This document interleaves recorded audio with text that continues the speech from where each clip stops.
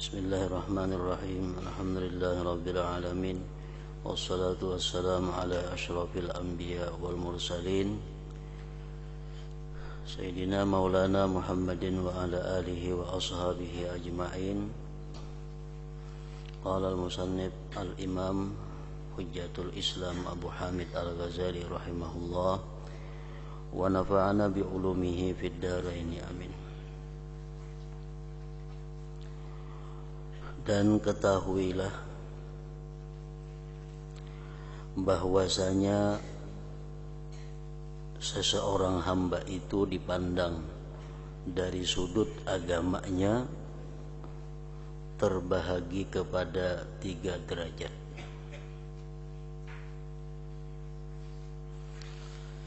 Seorang manusia dipandang dari sudut agamanya terbagi kepada 3 tingkatan.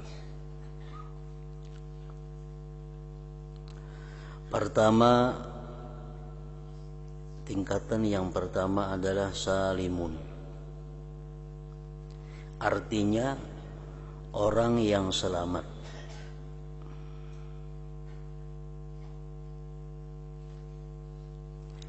Yaitu orang yang hanya menunaikan yang fardu dan meninggalkan maksiat. Ibarat orang berdagang, ibarat orang berusaha, ini adalah lek modal. Berhujung kada, rugi kada. Orang yang hidupnya hanya menunaikan yang wajib dan menjauhi yang haram. Sembahyang nang wajibnya, puasa nang wajibnya, zakat nang wajibnya, haji umrah nang wajibnya, silaturahmi yang wajibnya, berbakti kepada kedua orang tua yang wajibnya, menafkahi anak istri yang wajibnya. Nang sunat-sunat inya kada manggawi, nang wajib aja. Tapi nang haram ditinggalkannya. Nah, ini kelompok yang pertama ngarannya adalah salimun. Kedua, rabihun. Kelompok yang kedua disebut rabih, artinya orang yang beruntung. Ibarat berdagang ini ada hujungan kelihatan. Yaitu orang yang menunaikan yang fardu dan meninggalkan maksiat dan menambah pula dengan membuat bermacam-macam ketaatan yang sunat.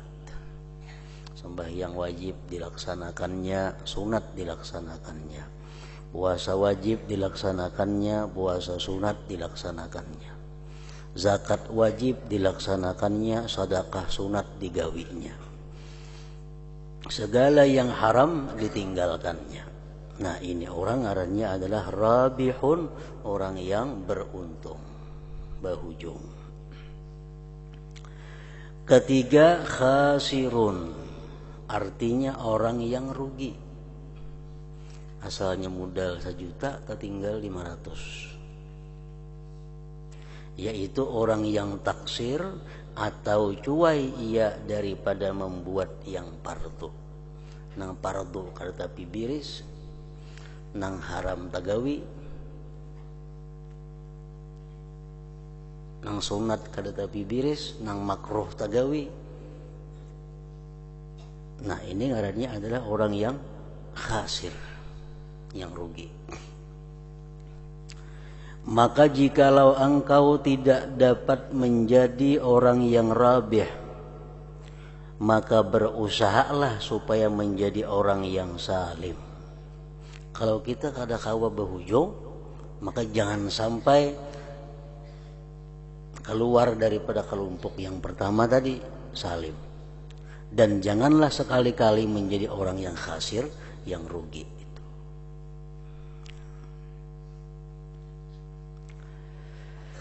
Nah, itulah kelompok derajat hamba Allah Subhanahu wa taala dipandang dari sudut, dari pandangan agama.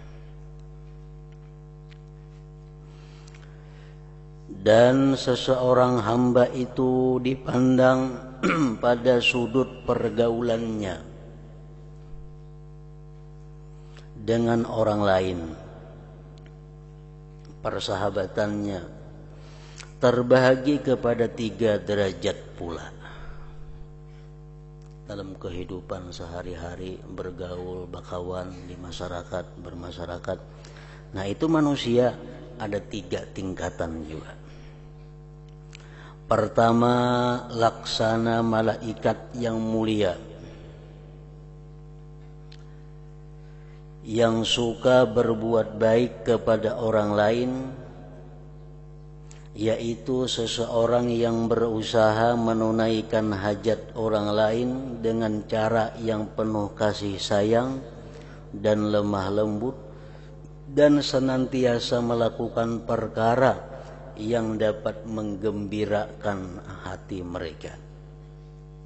Ada kawan kita, nah kawan kita itu selalu menunaikan hajat kita. Kawan kita itu selalu menggembirakan hati kita. Nah, maka ini ngarannya adalah disebut kelompok pertama, laksana malaikat yang mulia.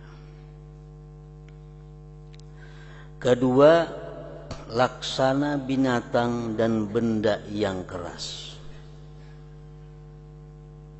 yaitu seseorang yang tidak memberi kebaikan kepada orang lain dan tidak pula menolakkan sebarang perkara yang menyakiti mereka.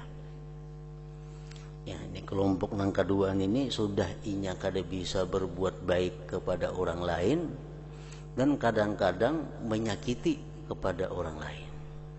Nah, ini kelompok binatang dan benda yang keras. Ketiga, laksana kalajengking, ular dan binatang buas.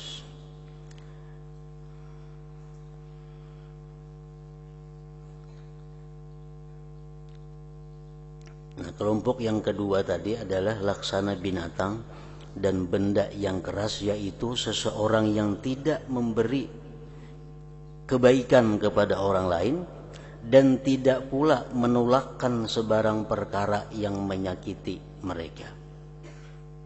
Maksudnya berbuat baik kepada orang kada, menolong orang dalam kesusahan kada,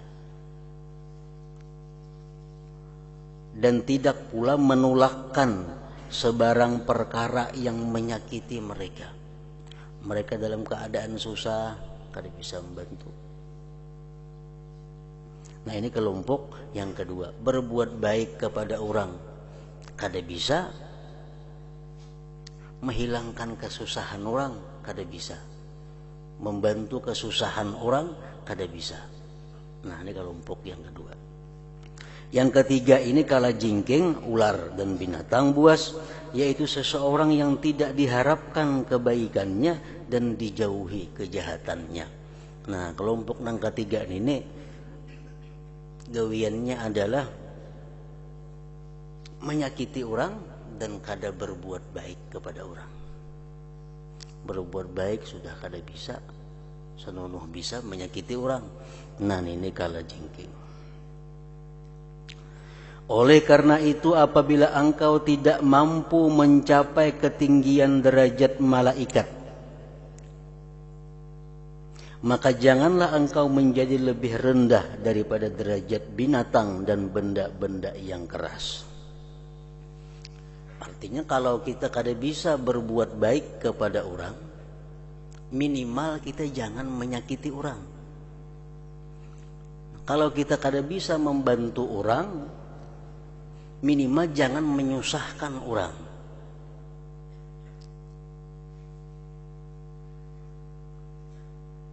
Jangan sampai kita turun kepada derajat kalajengking, berbuat baik kada, senonoh menyusahkan orang, menyakiti orang. Nah, itu kelompok yang ketiga. Ular dan binatang buas yang suka menyakitkan orang lain.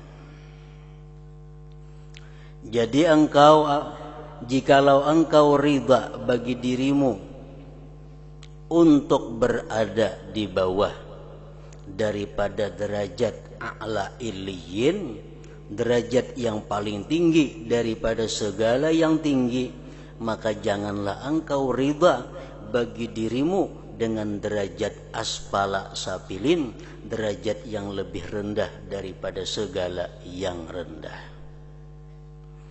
Nah, jadi derajat malaikat itu disebut derajatnya a'la illiyin, derajat yang paling tinggi daripada segala yang tinggi.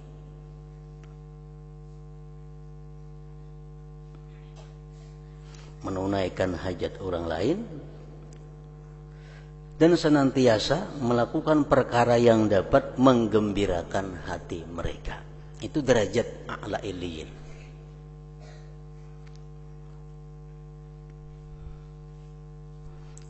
Dalam hadis Rasulullah SAW menyatakan, ahabbun nas ilallah anfa'uhum.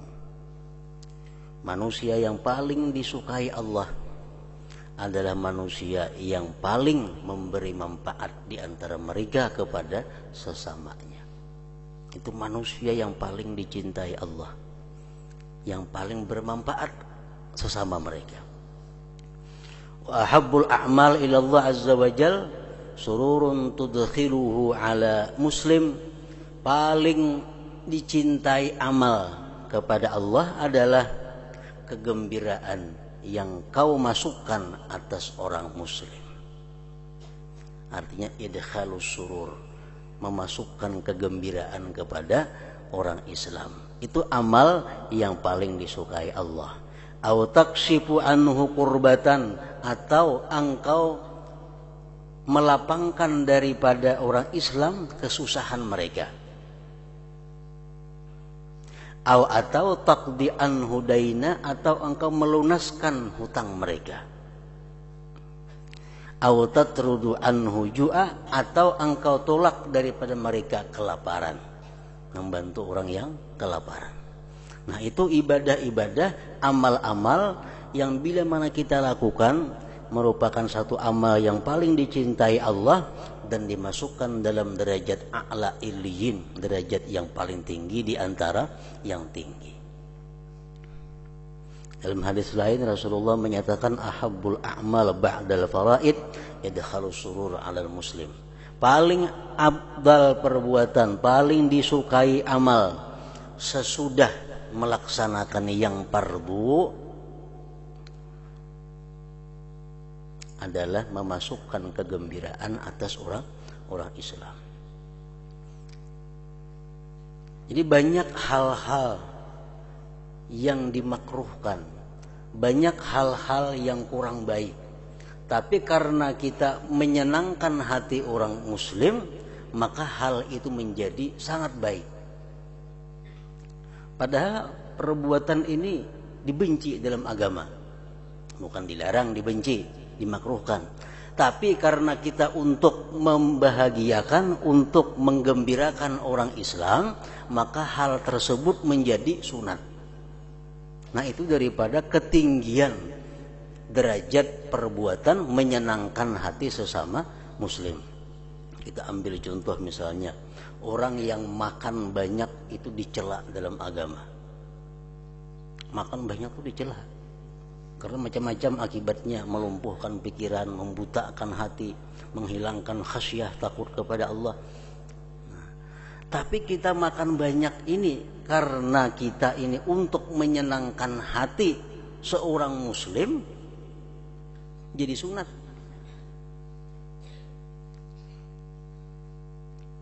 Jadi berpahala. Padahal asalnya makruh.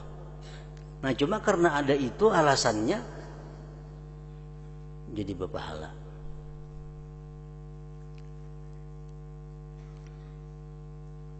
Kita makan sorangan sedikit aja. Tapi kalau kita makan disurungi oleh bini, tambah di bini, tambah kita. Buat lagi jadi bini, buat. Nah, Pak, amunnya kalau kita tambah tak singgung kan ini memasaki. Nah, supaya menyenangkan hatinya itu, nah berpahala. parut kanyang pahala ada. Nah, ini idkhalus surur. Asalkan hal itu jangan sampai kepada yang haram. Nah, padahal makan banyak tuh dimakruhkan. Kita puasa sunat. Lalu kita beilang ke rumah kawan. Disurungi kawan makanan. Maka puasa sunat. Untuk menyenangkan hati kawan, maka hari mbasar sudah. Sejam 2 jam lagi buka puasa. Hari mbasar sudah. Nah, disurungi oleh kawan. Kawan ini istilah menggunakan wadah ke situ kamari inya menyerungi kita. Nah, kayak apa? Idkhalus surur diutamakan daripada mempertahankan puasa. Kita buka puasa. Jangan terusakan puasa, buka. Kita buka puasa dapat 2 pahala. 1 pahala puasa tetap kada kurang, yang kedua pahala idkhalus surur dapat. Nah, kalau kita menarusakan puasa belum tentu berpahala dan kada menyenangkan kepada kawan kita yang Islam itu. Nah, ini ngarannya adalah suatu amal perbuatan yang digolongkan dengan a'la ilin, amalan yang paling tinggi yang disukai oleh Allah Subhanahu wa taala. Nah, disinilah kita membuktikan bahwa kita beribadah itu petunjuk akal, bukan petunjuk nafsu. Bayangkan kita sudah puasa 8 jam, 9 jam sudah puasa. Nah, kita disurungi oleh kawan makanan macam-macam. Di situ nafsu kita ini berat untuk buka puasa. Mungkin nafsu ikem sudah sekian hari, sudah sekian jam belapar berpuasa. Lagi sejam buka lagi jam. Nah, nafsu mendorong kita supaya jangan kita menyenangkan orang. Agar kita kada dapat pahala yang besar. Nafsu mendorong kita agar kita kada dapat pahala yang besar. Perusakan puasa. Nah, tapi kalau kita beribadah itu min aklin, berdasarkan daripada akal, kita mesti buka puasa. Kenapa? Ini pahalanya banyak. Puasa pahalanya kada kurang dan ditambah idkhalus surur, masukkan kegembiraan kepada orang Islam. Nah, idkhalus surur ini berlaku kepada hal-hal seperti itu. Tapi kada berlaku kepada hal-hal yang diharamkan oleh Allah Subhanahu wa ta'ala. Misalnya ada kawan kita. Nah, kawan kita ini umpamanya memakai yang dilarang Allah, atau makan yang diharamkan Allah, atau kawan kita ini melakukan hal-hal yang diharamkan oleh Allah. Lalu di hati kita timbul, amun ku tagur kasihan inya, tersinggung inya, jadi baik kada usah ku tagur gini. Nah, ini bukan idkhalus surur ngarannya. Kenapa? Karena itu hal yang diharamkan oleh Allah Subhanahu wa taala. Idkhalus surur ini kada berlaku untuk hal-hal yang diharamkan Allah. Hanya berlaku kepada hal-hal yang seperti makruh dan yang boleh. Misal kawan beutas amas. Nah, aku nukar amas ini nah 3 gram. Ini utasnya ini nah. Mana di hadapan kita? Hendak aku tagur, tersinggungnya. Jadi sebagian tersinggungnya sudah harusnya ditagur. Nah, berdosa kita. Kenapa? Kawan yang macam itu kada perlu digembirakan. Kada perlu digembirakan karena ini melanggar hukum Allah. Nah, kita yang wajib saat itu apa? An-nahyu anil munkar, mencegah dia daripada kemungkaran.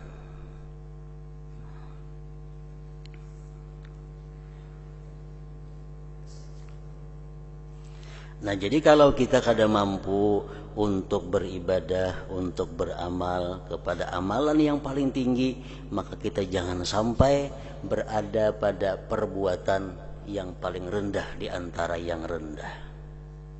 Kalau kita kada mampu berbuat baik kepada orang, maka janganlah kita mengganggu, menyakiti orang. Nah, itu minimal.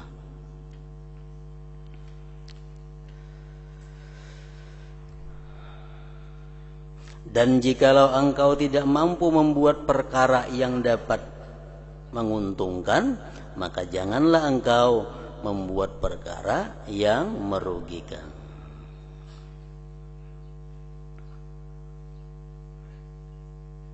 Berkata-kata itu baik, halaunya berpahala.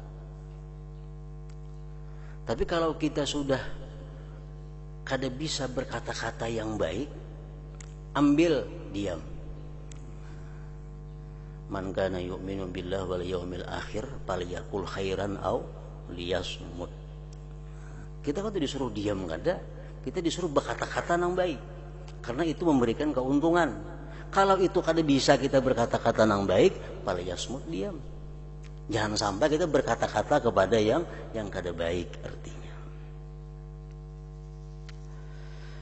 Sepanjang hari janganlah engkau membuat sesuatu, janganlah engkau melakukan sesuatu kecuali pekerjaan yang dapat memberi manfaat bagi akhiratmu.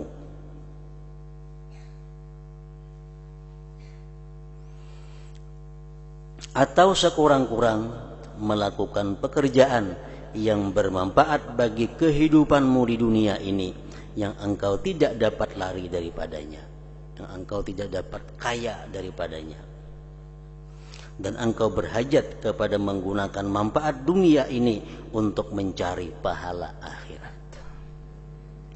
Nah, jadi artinya, maksudnya kalau bisa kita ini berbuat sepanjang hari itu ibadah, itu kalau bisa. Siang malam kita hanya melakukan hal-hal yang berguna di akhirat, ibadah. Nah, kalau kita kada mampu seperti itu, sepanjang hari kita melakukan ibadah kita kada mampu, lakukanlah hal-hal yang bermanfaat bagi dunia tetapi untuk kemaslahatan akhirat juga. Contohnya apa? Kita kalau berzikir sembahyang 24 jam ada apa? Jakanya kau macam itu aturannya. Jakanya kau macam itu, beribadah 24 jam, tapi jelas sudah itu kada kawa. Nah, kalau itu kada kawa, kita lakukan perbuatan-perbuatan duniawi tapi yang sifatnya menunjang perbuatan akhirat. Contohnya, kita beribadah sudah uyuh, sudah lapar, bawa istirahat, baik guring, baik makan, baik apa. Tapi kita niatkan bahwa guring kita itu, makan kita itu untuk persiapan kepada ibadah yang berikutnya. Nah, itu artinya. Bila mana macam itu kita bisa, maka kita berarti sama ngarannya 24 jam melakukan ibadah. Sama dengan 24 jam melakukan ibadah. Dan apabila engkau tidak mampu melaksanakan kewajibanmu terhadap agamamu ketika engkau bergaul dengan manusia, ataupun engkau tidak selamat daripada membuat maksiat, maka hendaklah engkau beruzlah, yaitu mengasingkan diri daripada orang lain. Nah, kalau kita hidup di masyarakat sudah kada kawa lagi untuk mengamalkan syariat agama. Kita turun ke tanah, maksiat nang dihadapi. Turun ke pasar, maksiat nang dihadapi. Turun ke langgar ke masjid, maksiat nang dihadapi. Kita sulit menghindarkan diri daripada maksiat. Nah, kalau sudah keadaan seperti itu, kita diperintahkan untuk beruzlah. Beruzlah artinya mengasingkan diri daripada manusia. Beruzlah ini ada dua, ada yang namanya beruzlah total. Uzlah total ini adalah uzlah di mana dia lari ke suatu tempat yang jauh daripada perkampungan. Di gunung-gunung misalnya, di hutan-hutan, di situ dia menyendiri mengabdi kepada Allah. Nah, ada uzlah yang lebih rendah daripada itu. Nah, Uzlah yang lebih rendah ini adalah dia berdiam, bertempat tinggal tetap di rumahnya, tapi dia hanya turun keluar untuk sembahyang Jumat. Untuk sembahyang berjamaah itu dia mesti menimbang, menilai mana banyaknya untung dan ruginya. Nah kalau Jumat tuh kada boleh tidak, mesti. Nah ini uzlah yang kedua. Jadi kada usah lagi menghadiri ke orang saruan, kada usah lagi menghadiri ke orang sembahyang jenazah, kada usah lagi mailangi orang nanggaring, kada usah lagi berbuat di rumah khusus untuk beribadah. Nah ini uzlah yang kedua ngarannya. Rasulullah SAW bersabda, ujar Nabi, sayati 'alan nas zamanun la yaslamu li dinin dinuhu illa man farra bidinihi min qaryatin ila qaryatin wa min syahid ila syahid. Akan datang, akan terjadi, artinya suatu masa di mana di masa itu kata Rasulullah tidak selamat agama seseorang kecuali dia lari dari satu kampung ke kampung yang lain, dari satu gunung ke gunung yang lain. Kalau bagian di kampung aja dia kada akan selamat agamanya. Itu ada masa akan terjadi. Rasulullah berkata, sahabat bertanya, kapan itu terjadi wahai Rasulullah? Kapan terjadi itu masa di mana kita kada bisa mempertahankan agama kita kecuali kita lari dari satu gunung ke gunung yang lain? Ujar Nabi menjawab, iza lam tunalil ma'isyatu illa bima'asillahi ta'ala. Saat itu terjadi apabila tidak bisa didapat kehidupan kecuali dengan maksiat kepada Allah. Kalau kita bertahan di kampung, bertahan di kota, kita kadang-kala akan dapat kehidupan, kita kadang-kala mencari pamakan kecuali dengan maksiat kepada Allah. Kada maksiat tuh kada ada lagi. Kita berdagang, kita kada payu bila kada maksiat. Kita jadi pegawai, kada payu diampihi orang bila kada maksiat maka. Kita jadi buruh, diampihi orang bila kita kada maksiat. Nah di saat seperti itu uzlah.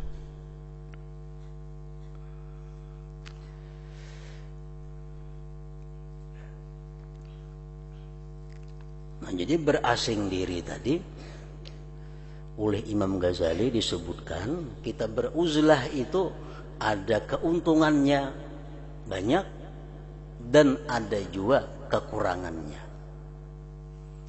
Namun syarat orang yang beruzlah itu adalah orangnya alim. Tafaqqah summa tazil. Belajarlah kamu dahulu baru uzlah.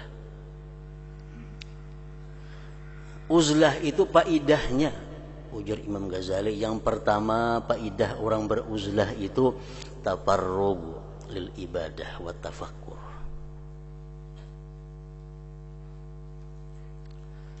Bisa lapang untuk ibadah dan tafakur. Kan ada gangguan.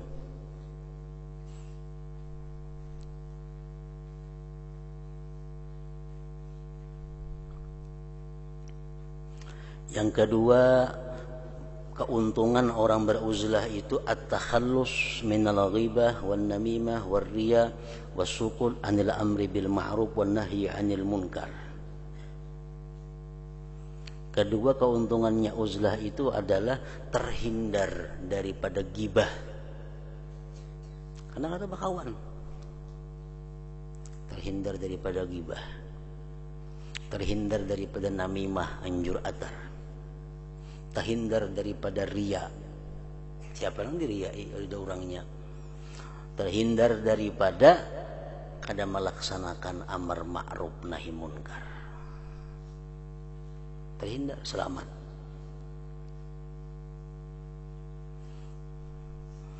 Yang ketiga, orang yang uzlah itu keuntungannya al-khalas minal fitan wal khusumat.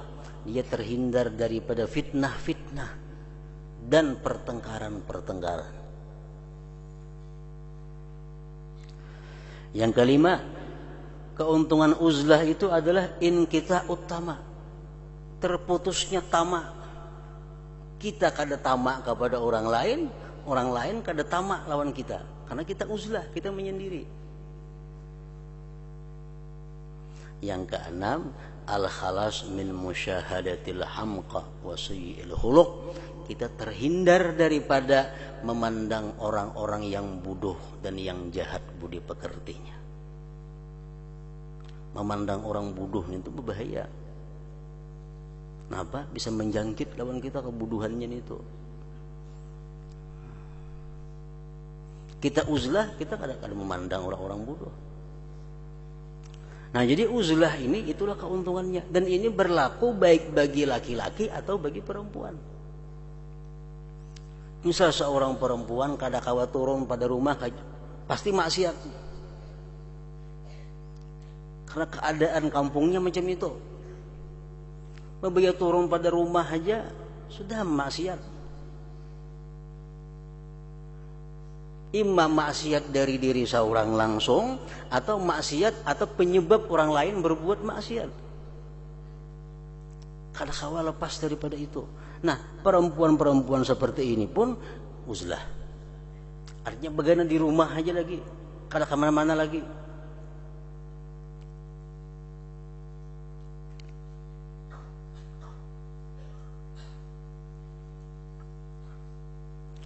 Nah, kelemahan uzlah itu pun ada, ujar Imam Ghazali. Keuntungannya tadi sudah banyak, tapi kerugian orang uzlah itu ada. Pertama, fawatu faidatit ta'allum awit ta'lim. Kehilangan pahala belajar atau mengajar. Sorangan, Bang.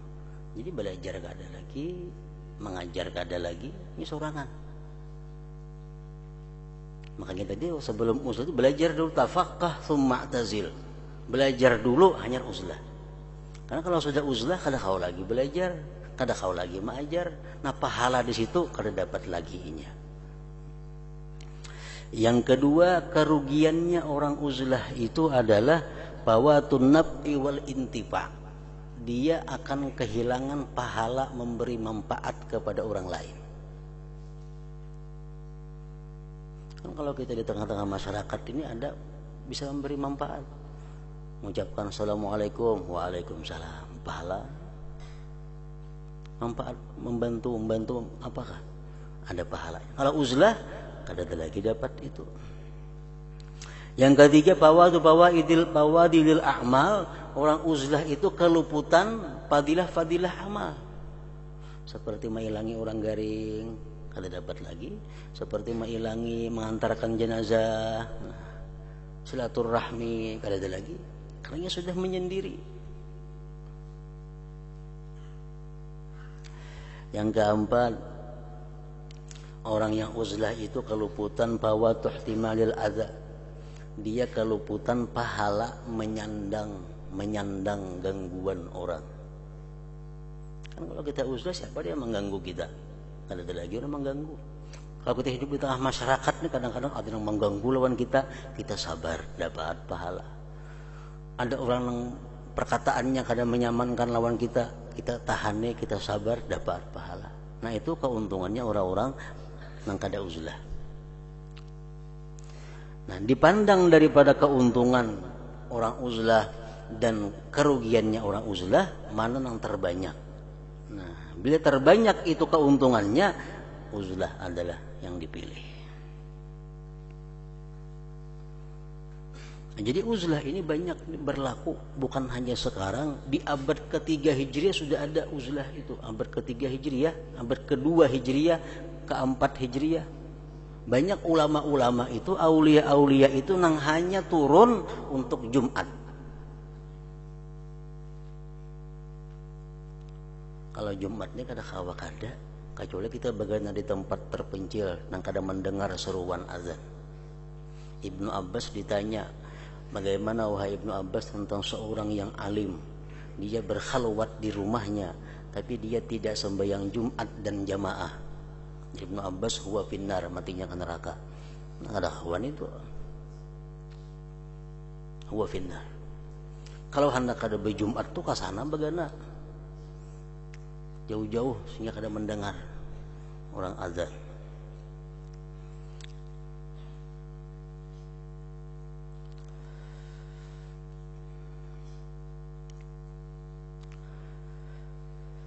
Dan apabila engkau tidak mampu melaksanakan kewajibanmu terhadap agamamu, ketika engkau bergaul dengan manusia ataupun engkau tidak selamat daripada membuat maksiat, maka hendaklah engkau beruzlah, yaitu mengasingkan diri daripada orang lain. Nah, jadi ulama-ulama dahulu tuh banyak nang hanya mau keluar rumah hanya sembahyang Jumat. Mengajar kada mau lagi, belajar kada lagi. Di rumah bagaimana? Ada orang kematian sebelah rumah mati kada turun, apalagi yang jauh, hanya turun untuk sembahyang Jumat.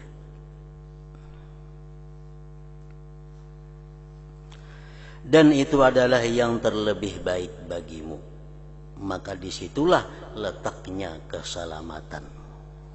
Memang kalau kita dalam keadaan yang aman, dalam keadaan yang normal, di mana kita di masyarakat masih bisa berbuat kebaikan, di mana kita di masyarakat kada selalu melakukan kemaksiatan, itu uzlah adalah bukan hal yang terpilih, bukan hal yang terbaik. Lebih baik kita bergaul di tengah-tengah masyarakat. Karena khairun nas tadi ampauhum linnas itu. Uzlah ini jalan terakhir.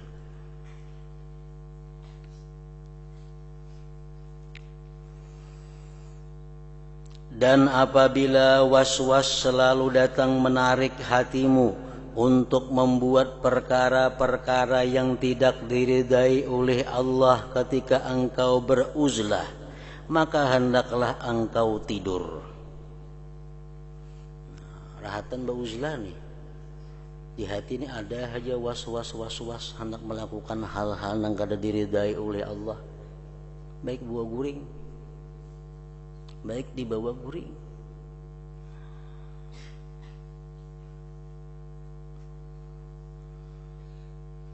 Maka hendaklah engkau tidur. Dan inilah sebaik-baik keadaanmu. Guring itu menguntungkan bagi orang-orang yang ahli maksiat. Orang gawinya maksiat aja, guring itu rahmat baginya. Melarang saya itunya kada berbuat maksiat. Nah, bagi orang-orang yang baik, bagi orang-orang yang suka beribadah, guring itu adalah kerugian. Dengan sekian guring, berapa waktu yang terbuang untuk kebaikan.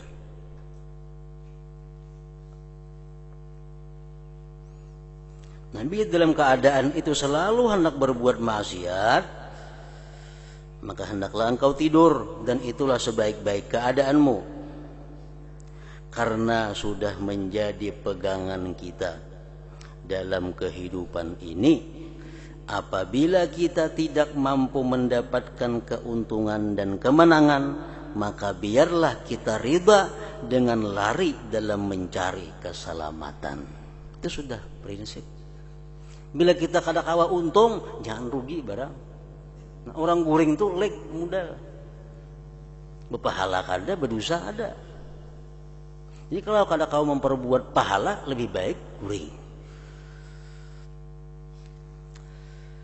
Maka alangkah hinanya orang yang dapat menyelamatkan agamanya dengan menganggurkan dirinya.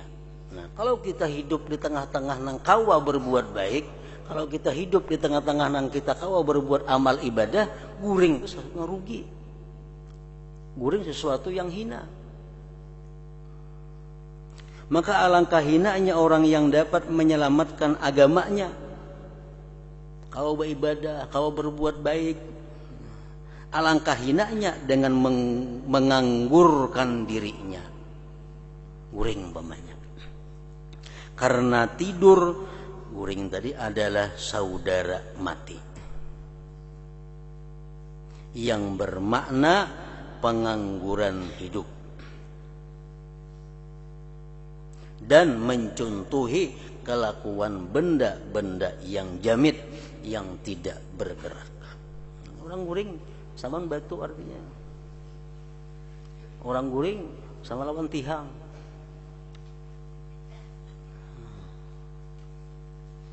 Tapi guring lebih baik daripada melakukan kemaksiatan kepada Allah Subhanahu wa taala. Nah, kemudian yang ke-9, adab-adab, aturan-aturan mempersiapkan diri untuk sembahyang pula.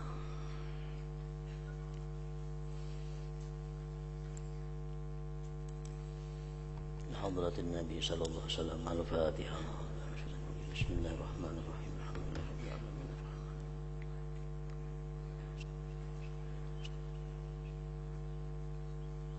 بسم الله الرحمن الرحيم. الحمد لله رب العالمين. اللهم صل وسلم وبارك على سيدنا وحبيبنا محمد وعلى آله وصحبه أجمعين. اللهم اغفر لنا ما أخطأنا وما تحمدنا وما أسررنا وما أعلنا وما أسرفنا وما أنت أعلم به منا. أنت المقدم وأنت المؤخر، لا إله إلا أنت. اللهم انفعنا بما علمتنا وعلمنا ما ينفعنا وزدنا فهما وعلما وعملا وهدى وتوفيقا برحمتك يا أرحم الراحمين.